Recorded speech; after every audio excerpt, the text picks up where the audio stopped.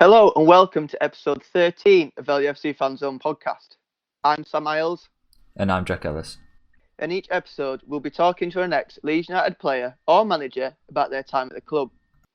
We're delighted to announce that today's episode is sponsored by autograph specialist Legendary Signings. Legendary Signings were founded by Leeds United season ticket holders, and they are the suppliers of hand-signed football memorabilia.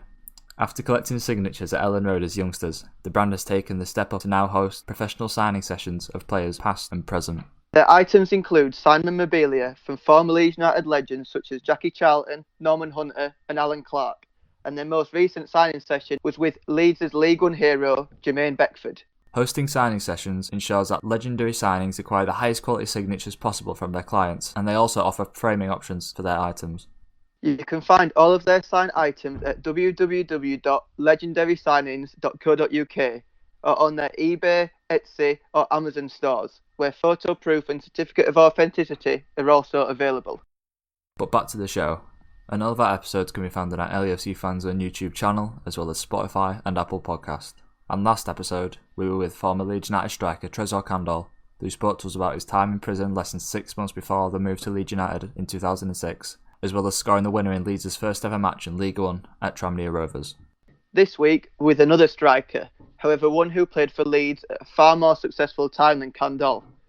After joining from Brian Clough's Nottingham Forest for a reported £400,000 in January 1990, he was a part of Leeds' squad who won promotion from Division 2 in his first 6 months at the club, scoring the winning goal which saw Leeds clinch the title away at Bournemouth on the last day of the season. Just 2 years later, he was a vital player as Leeds won the Division 1 title under Howard Wilkinson, scoring 16 goals, which included 2 hat-tricks, and helped Leeds win the last ever Division 1 title before the creation of the Premier League. Jamie Forrester chasing now, the number 10, good ball in for Chapman, 1-0! That's right, we're delighted to be joined by former Leeds United striker Lee Chapman. Thank you so much for joining us, Lee. Great to be with you, Sam. How you doing? Good, thanks. Lee, it's been over 30 years since you joined Leeds, and since your departure in 1993, the club has graced the Champions League as well as fallen down into the depths of League One. However, this year, Leeds finally have returned to the top flight after 16 years. Have you had the chance to watch Leeds at all in the Premier League this year, and have you followed the club since you've left?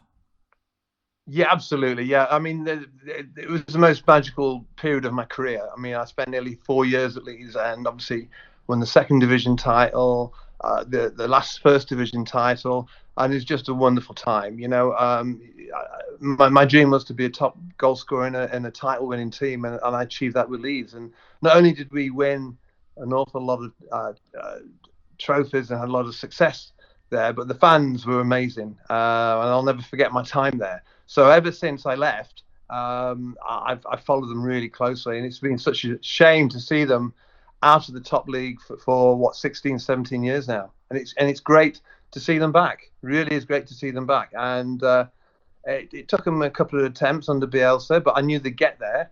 And I think so far this season, that they've done really well. They look as though, to me, that they're not going to struggle to stay up there. They're not going to be scrambling about in the relegation area. I think they're capable of a top 10 finish. And I think the exciting times ahead for Leeds and the fans. Yeah, let's hope so. And like Jack said, it's been quite a while since you joined Leeds, and you joined the club from Nottingham Forest in January 1990. And the manager of Nottingham Forest at the time was Brian Clough. And previously on the LUFCFANZONE podcast, we spoke to Neil Redfern, who was also at Nottingham Forest as a youngster. And he said that he was denied a move to Leeds when Clough was manager because Brian Clough didn't want to give Leeds any of his players after what had happened to him in the past. Did anything like that affect your transfer to Leeds, or was it pretty straightforward? No, well, I mean, I signed for Brian Clough in 78, and under Cloughy, I became a winner for the first time. He was an amazing, incredible manager, the like of which we'll never see again. I mean, managers can't behave like he behaved. He just got away with so many things. It was unique. Absolutely. I mean, I've got some stories that I can't really tell you. You know, it could get me into a lot of trouble. But it was a bygone era. But what he was a winner. He was an amazing analyzer of the game. Training, not his forte. Not the greatest expert on fitness and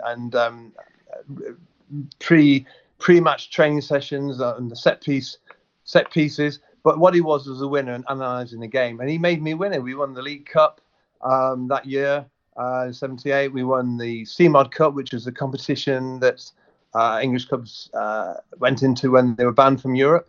And we also ended up in the semi-final of the FA Cup, which unfortunately was the Hillsborough disaster semi-final. But it was an amazing time with Clough, and I got on well with him. A lot of players were scared of him. When he walked down the corridor, they used to dive for cover. But I got on very well with him. I was lucky. We had a good relationship. And when I heard that Howard Wilkinson wanted to take me on again after spending 4 years with Sheffield Wednesday, I knew I had to come back and work under him again. So I just went to Clough and I said, I think I made some excuse about having a tax bill to pay or something like that. And then I needed to move quickly.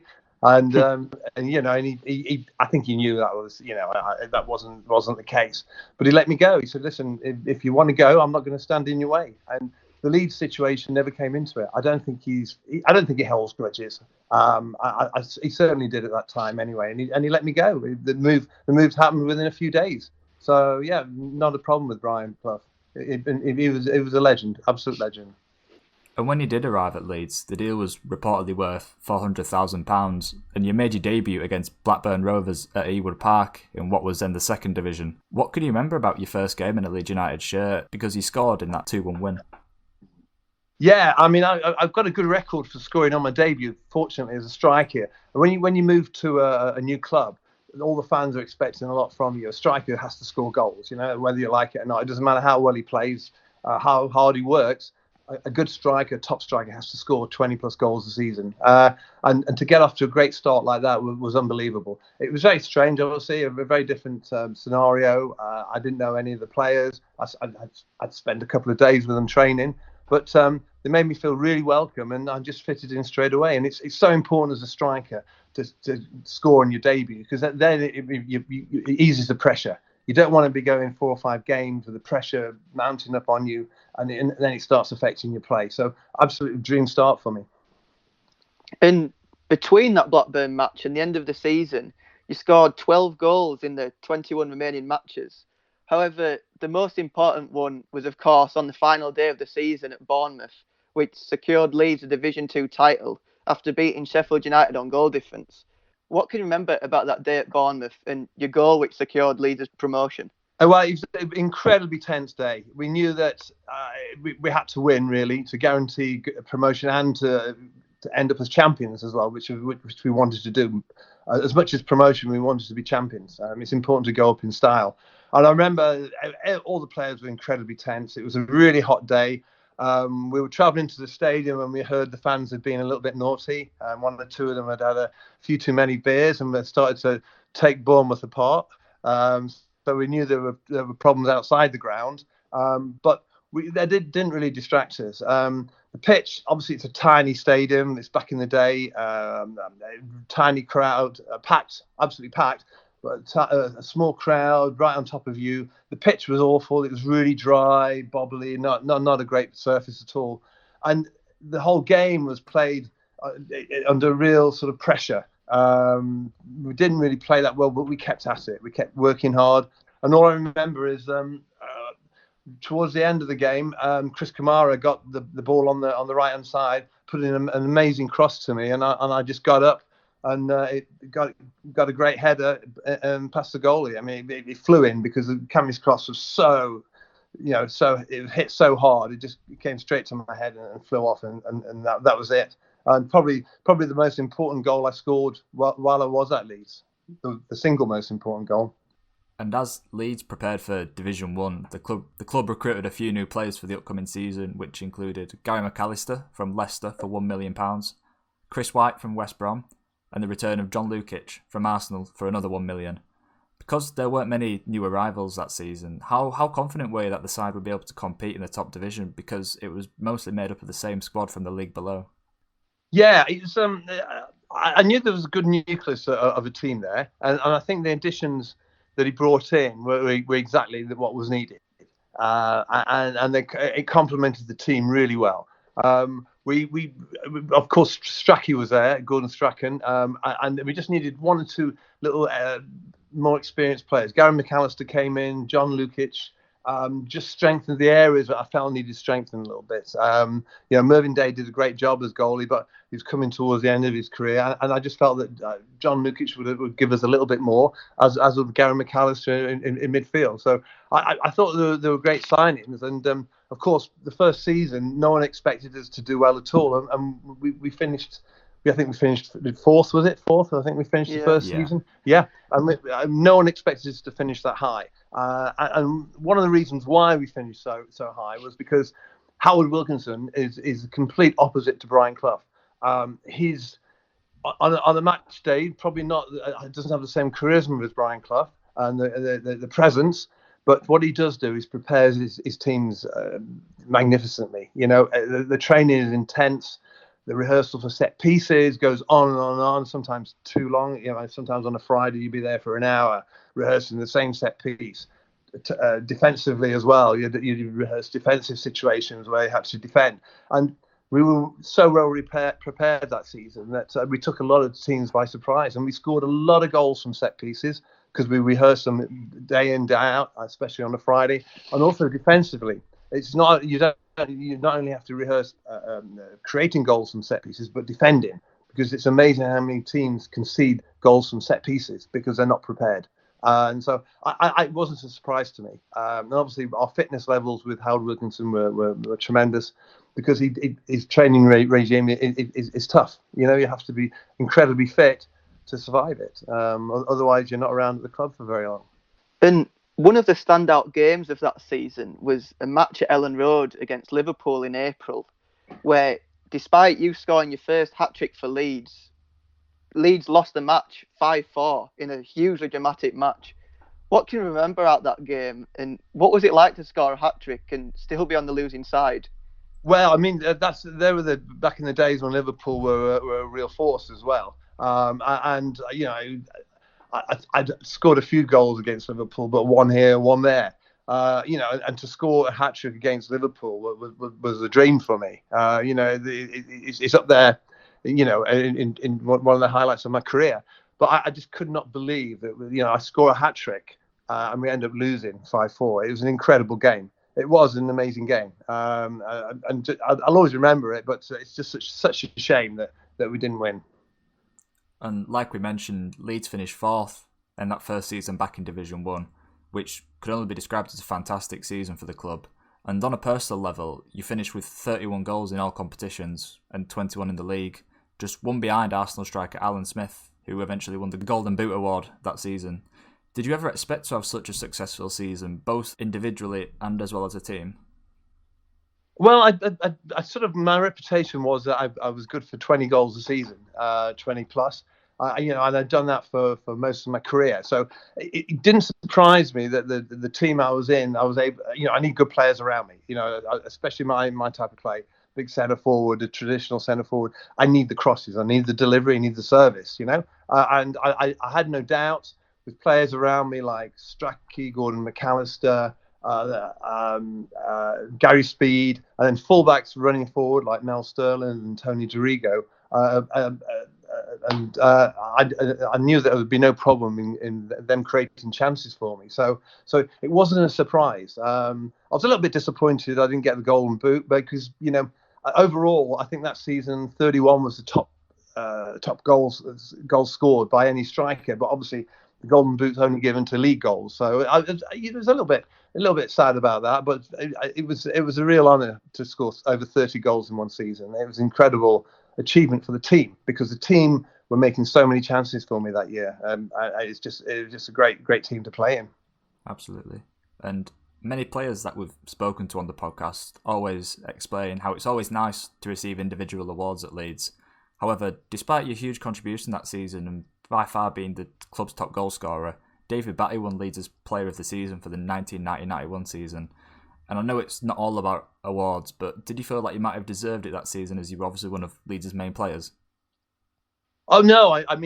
Listen. I just used to go for goals records, and I wasn't really worried about player of the season. But I wanted to be the top goal scorer in the league in the country that year, and I was. Unfortunately, didn't get the golden boot. I was more upset about not getting the golden boot because, well, I understand that was only for league goals. It's a shame they don't give an award for total goals, league and cup. But no. David Batty deserved it that year. I mean, David was tremendous. Like he came of age. He was a youngster in the team in the season before in the old second division. But that first year in the first division, he came of age. He matured, he developed, and I think he absolutely deserved it without a doubt.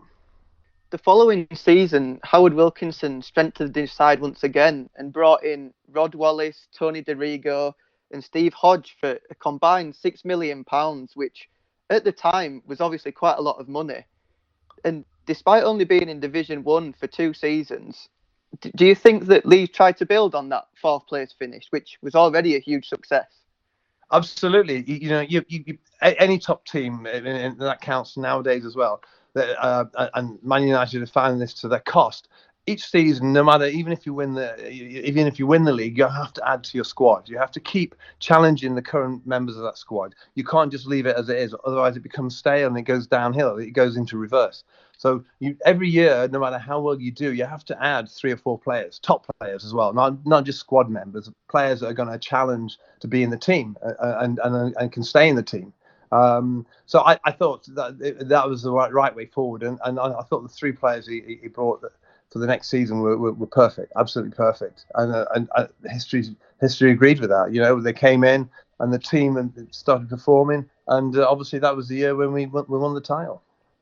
The first game of the season was at Ellen Road against Nottingham Forest and Brian Clough, your former club and manager, and Leeds won the match 1-0 thanks to a goal from Gary McAllister.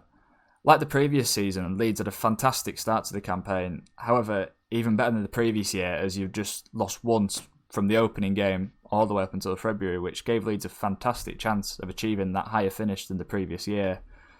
Although the previous year was very successful, what do you think was better that season as opposed to last year, as you were obviously picking up results left, right, centre?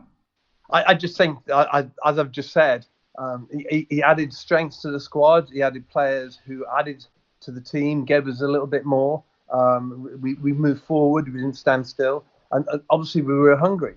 We were amazed in a way that we finished so high. But we once we had finished 4th, we went, hey, we can do better than this. And the manager said 4th was great last year, but we want to do better than that. We want to finish higher. He didn't say win the title, because one of the things that Howard was really clever about was, even in the final stages of that year, he never said we're going to win the title. His aim for us for that year was to finish runners up. Funny enough, you might find this hard to believe, but he never ever put the pressure on us that we had to win the title. He said that what we're aiming for, he said, I'll be happy with an improvement, 3rd, 2nd. I think we can finish runners up. But he never mentioned the title once, which I thought was psychologically very, very astute. And as well as the team, you were having another extremely good season. And in January, you scored your first of 2 hat-tricks that year in a 6-1 away win against Sheffield Wednesday. What can you remember about that game? And when in that season did you realistically think that you could win a Division 1 title? Because at that time, and that result especially, was obviously a very good high point. Yeah, obviously the Sheffield Wednesday hat-trick was great for me, because I spent 4 great years at Sheffield Wednesday under Howard Wilkinson. So for both of us, that was a great result. You'd always like to go back to your old club and beat them. And to get a hat-trick there at Hillsborough was amazing for me.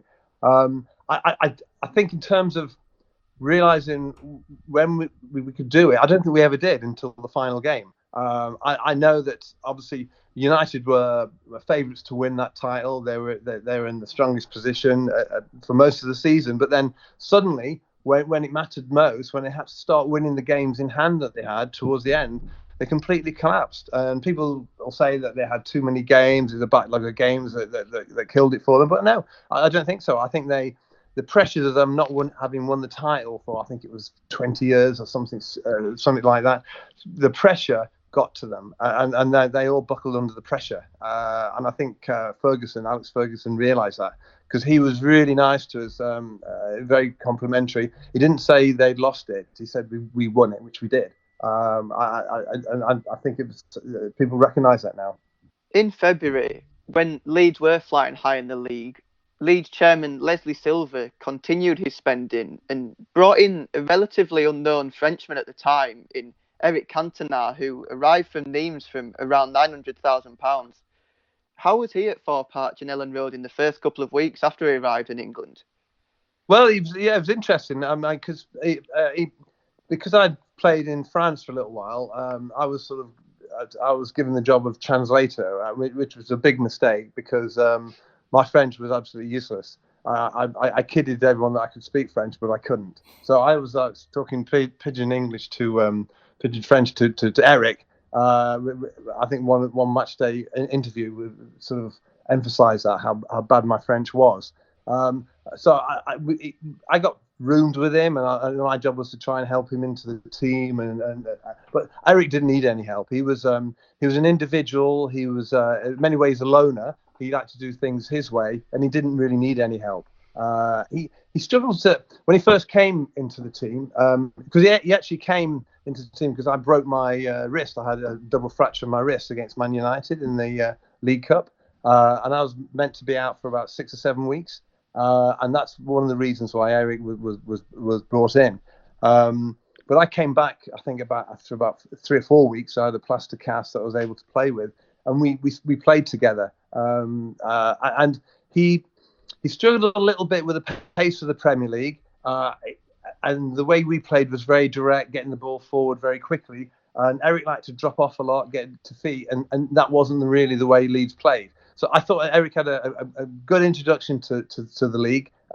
He did well. I thought he did better that first season coming on as a substitute, when the pace of the game is slowed down, and then he could drop off and get it to his feet and show what a great player he was. So it certainly was a different player from what we've seen before, that's for sure. In March, you scored your second hat-trick of the year against Wimbledon, and Leeds, Manchester United, Sheffield Wednesday and Arsenal were all in with a chance of winning the league, and every team was separated by less than 6 points with just a few games remaining of the season. Because of the 4 teams all competing for the title, the room for error was extremely tight. How did the pressure for the upcoming matches, knowing that if the side slipped up, another team would have made the most of it, and how did you feel that it helped you when the players perform? As I just said, Howard was really clever. He never actually said we're going to win the title. He always said to us, he kept saying to us, well, we can do with runners up spot. If not that, third, but we have to do better than fourth. He never put any pressure under us. I think Man United had a lot of pressure put on them. Everyone expected United to win the title, not so much Sheffield Wednesday or Arsenal, but I certainly think Man United had a lot of pressure put on them, and they buckled under that pressure. The atmosphere in our dressing room was really relaxed, because when you don't have to hit that peak, you can enjoy it. Because we felt we were well capable of finishing runners up. We thought we would definitely be there, second or third, without any problems at all. And we never discussed winning it, and that's one of the reasons I think why we did win it, because we had no pressure on us. Leeds' final away match of that season and the second last game of the campaign was against Sheffield United. And you and the side knew that if Leeds won the match, Manchester United also had to pick up 3 points to keep the title race alive. And Manchester United played after Leeds, meaning that a win was a must to have the upper hand. How did Howard Wilkinson prepare you and the team for that game? Because it was obviously Leeds' best chance to win the Division 1 title in years. Did he keep that calm approach? Yeah, absolutely. It was very low key. Didn't need to rev us up. We knew that day for all of us was a bit of a blur, because we knew that the pressure, you could feel it on the coach. Driving down to Sheffield, you could feel the pressure. People were trying to laugh and joke, but you could tell they were really nervous. Howard was very low key, pretty much talk really low key. Didn't want to exaggerate the situation, didn't want to intensify the situation, but what happened in that game was so bizarre. I mean, it was one of the most bizarre games I've played in. Own goals, and just bizarre deflections, you name it. how we ended up winning that game, I have no idea. But all I can imagine is that it was meant to be. You know, we were meant to win that title. We'd run the game. We didn't quite know how. And we were travelling home on the coach, knowing that United were playing Liverpool, and if Liverpool beat them, then the title was ours. And yeah, like you said, Leeds won the match 3-2 and put the pressure back on Manchester United. And following the match, there were the famous shots of yourself, David Batty, Gary McAllister and Eric Cantona all watching the Manchester United against Liverpool match in hopes that United would drop points. Whose idea was it to all watch the match together and just the four of you rather than the whole squad? And how optimistic were you that Liverpool would help Leeds out? Well, I knew I used to do a lot of TV work at the time, a lot of punditry with ITV. And Trevor East, who was the head of ITV Sport, called me on my mobile on the way back from the game from Sheffield to Leeds. And he said, listen, it's all on this game now, Man United Liverpool. Can we send a camera crew round to your house? And then if you just invite 3 or 4 of the players to sit with you, and we'll sit with you watching the game, and you could win the title today. Today you could come away as champions. So I said, yeah, that's fine. I was into doing lots of TV at the time, so I had the only people who would turn up. I mean, I think I asked people like Strachan and John Nukic. They all said no, and the only ones who said yes it was Gary Mac, David, and Eric. I don't think Eric knew what I was asking him to do, but anyway, he ended up being there. And I mean, we were just sat there, and it was very bizarre. It was one of the early days of live TV transmission, and they had this enormous mast. I lived in a little village called Rowcliffe in North Yorkshire, off the A1, and they had this enormous mast going about 50 foot in the air. Now it's just satellite dishes now, and you can hardly see them. But in those days, it was really big equipment, and the whole of the village sort of came to a standstill. We were watching the game, and obviously Liverpool did us a fantastic favour. We were champions, and then after the game, we were just stunned, and we were being interviewed. I think it was it John Helm? I think John Helm was interviewing us, and we looked like we were attending a funeral. I mean, none of us knew exactly what was happening. They hadn't really sunk in, and they went to a commercial break, and Trevor East called me, and he said, Chappie, he said, you look as though you're at a fucking funeral. He said, just cheer up. You just won the title. He said, get some champagne out. And I said, listen, Chappie, I haven't got any champagne. He said, so just give me the guy. So I passed the phone to one of these guys, and they ran across to the pub across the village green and got some champagne. We opened the champagne in time for coming back from the commercial break, and we still looked as though we were attending a funeral. I mean, it was bizarre. It was very, very bizarre. It hadn't sunk in, and it only really sunk in that night later on when we went back into Leeds. We all agreed to meet, and I think we met at the Flying Pizza, and that's when it really sunk in that we'd won the title. The whole restaurant, as we walked in, came to their feet and were singing, and then the whole town was buzzing. People beeping the horns, and that's when it really sunk in that we'd achieved something. It was an incredible day. Yeah, and the final match of the season was yet another win, this time over Norwich, meaning that Leeds finished the year on 82 points, losing just 4 games all season. And on a personal level, you scored 16 goals in the league, meaning that you were once again Leeds' top goal scorer. You and the side celebrated a fantastic season in the traditional manner with the open-top bus ride going around Leeds, showing off the trophy to all the supporters, which lives much in the memory of the older generation of Leeds fans who were there to celebrate. How did that feel? How did that feel being champions of England and celebrating on that open-top bus? That was a wonderful day. I mean, everything had sunk in. We knew we were champions, and it was just a great day. And it was lovely to see everyone turn up. And you could tell what it meant to the not only the fans, the supporters of Leeds, but everyone in Leeds. Even if they didn't enjoy football, everyone turned out that day. It was just an incredible turnout, and it's one of those moments that you'll never forget in football.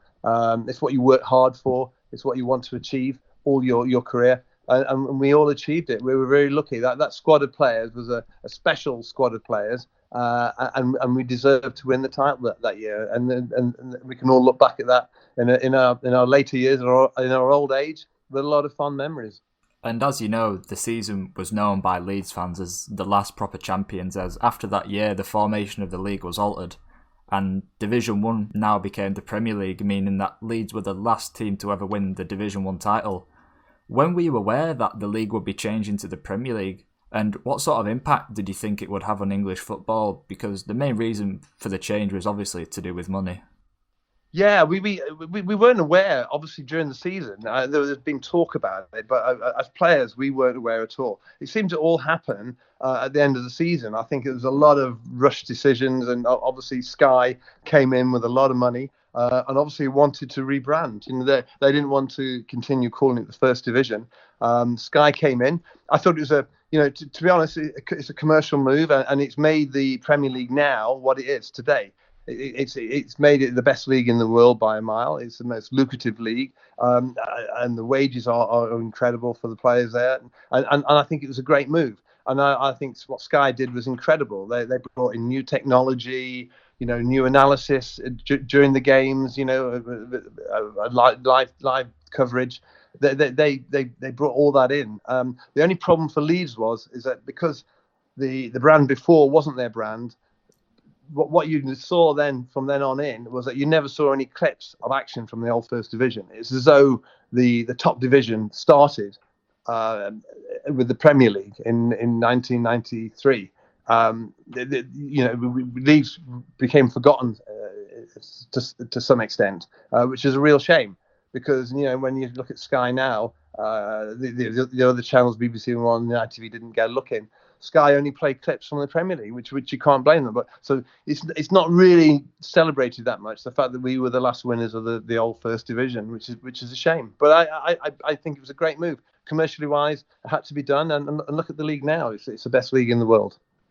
No, absolutely. And despite the formation of the new league and the more money involved in English football, did you and Leeds target to win the Premier League after winning the First Division? Yeah, we wanted to have another good season. To win it again, obviously, with the teams around us, would have been tough. We knew United would be there challenging, Arsenal, Liverpool.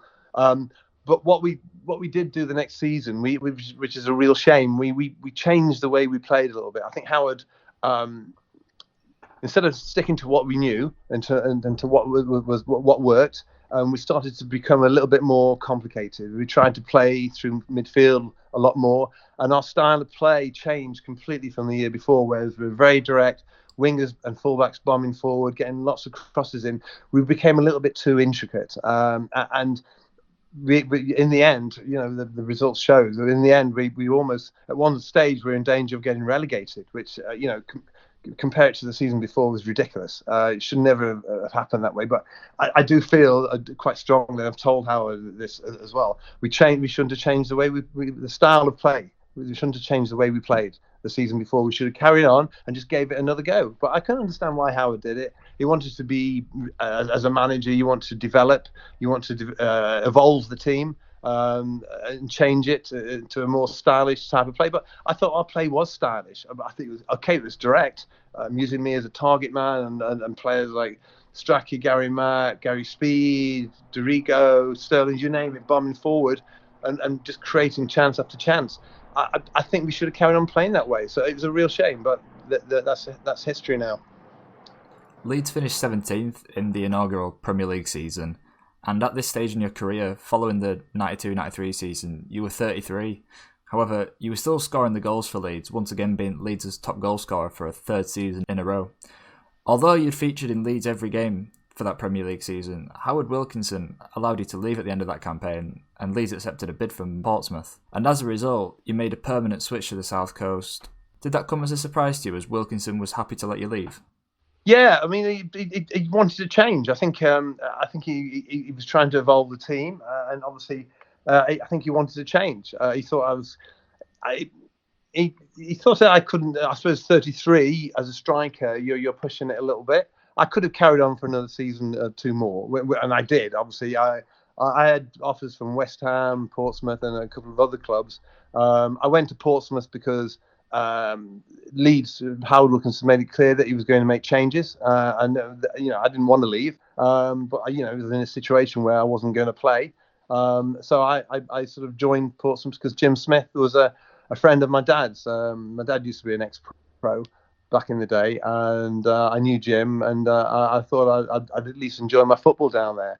I moved to Portsmouth, didn't stay there very long, then moved to West Ham, who were in for me originally. But and I played for another 3 years, sorry, until I was 36. I could have carried on for another year, at least maybe 2 years at Leeds, but that wasn't to be, and I was really sad to leave. It's such a shame. Yeah, and at the start of the 1993-94 season, your departure to Portsmouth was confirmed, and during your 3 years at Leeds, you scored 62 league goals in 137 games and had a hugely successful time at Ellen Road. How did it feel to leave after such a good spell at the club? Yeah, it was sad. I mean, I didn't want to leave. I would have stayed. I would have negotiated a new contract. My contract was up, but Howard certainly didn't want to offer me another one. I would have stayed with the right terms, of course. Yeah, but managers have to make calls, whether they're right or wrong. Who knows? But I think my age, if I was 3 or 4 years younger, he wouldn't have made that decision. But I think he was trying to be a little bit clever by probably predicting that I'd start to be going downhill pretty soon at 33. But I've always been really fit. I've always trained really hard. And I carried on playing for another 3 years and scoring goals during those 3 years. Even when I retired at 36, I could have carried on. But obviously, after having been lucky enough to have a career at the top, it's not nice going down the leagues. And I wasn't going to do that. I mean, I could have carried on for another 2 or 3 years after that, 37, 38. But I didn't want to go downhill bit by bit, even though I could have carried on playing. And following your departure from Leeds, you did end up rejoining again a couple of years later in 1996. However, you only managed a couple of games and announced your retirement at the end of that same season. But since your retirement, have you had a chance to go back to Ellen Road and watch any matches? No, I haven't. No, and I'd love to. I've been based in London ever since. I've got projects I've been working on down here since then for the last 20 odd or whatever years it is. I've never had a chance to go back. I've gone back for a few appearances with some other ex-players from the title-winning team. A few events. I've been back and I've really enjoyed it. But I've never been back for a game yet. So I'd like to put that right pretty soon. It'd be great to get back up there again.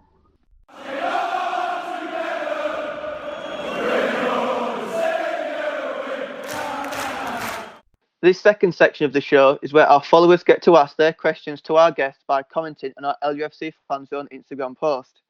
Each episode, we select 4 questions which are commented and put them forward to our guest.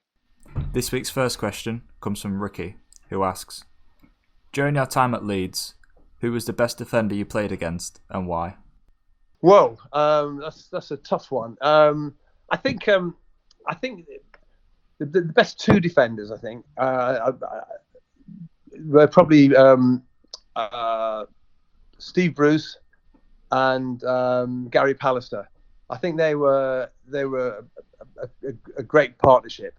Gary McAllister was very similar to me, big, well built, and liked to battle. And I always found it difficult, competitive playing against those two because Steve Bruce would complement Gary really well, and I think me and Gary would have a battle. It'd be like all out war, and there'd be lots of knocks and bruises and cuts, and stuff going on off the ball as well, which happened a lot in those days. But I think those two were probably the toughest 2 centre-halves I played against at that time.